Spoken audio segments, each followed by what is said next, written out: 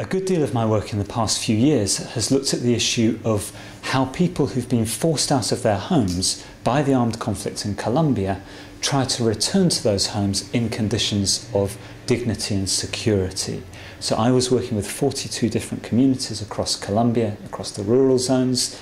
looking at how they manage the security risks that wait for them when they return to their homes in the middle often of ongoing armed conflict. Until I conducted my research in this area, there wasn't any real understanding of how returns play out in practice. So the policy which was directed towards helping the return of displaced persons in Colombia didn't really address the reality of their situation. Now, my research has provided an empirical basis for the Colombian government, for humanitarian organisations, for the international community, as well as local communities themselves considering return, to think about the dynamics of return and how they manage the potential risks inherent in returning to those sorts of zones.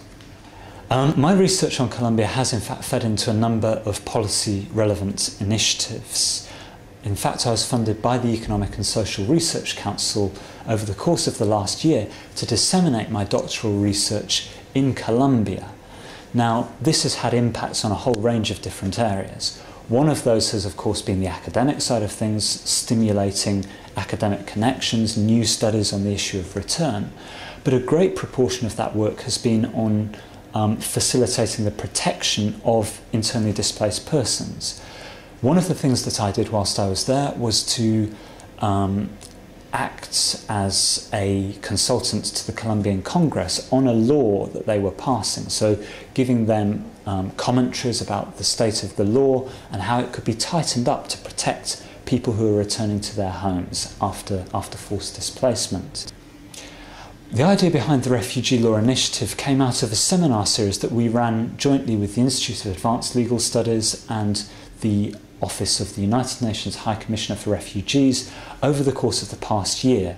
Now, we had a variety of very high-profile leading scholars talking about their cutting-edge research on refugee law issues throughout the course of the year, and these seminars, which were open to the public, attracted not only other leading scholars but also students,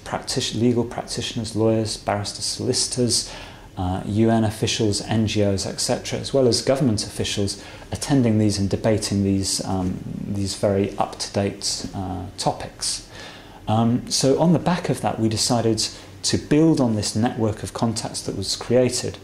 to have a centre for the study of refugee law and the law relating to forced displacement here at the University of London. We already have 5 projects envisaged for when this centre is launched in October 2011. Each of those already has funding, so I think this is going to be a really important platform and national focal point for trying to help facilitate research and policy relevant advocacy on refugee law issues. One of the most satisfying things about working here at the School of Advanced Study is that we don't just lead the research agenda at the national level, so you're not just wearing your academic hat, but you also have the opportunity to make a difference in terms of changing laws, policies, and changing perceptions more widely. And I think that the platform for doing that the School of Advanced Study offers is one of its most important advantages.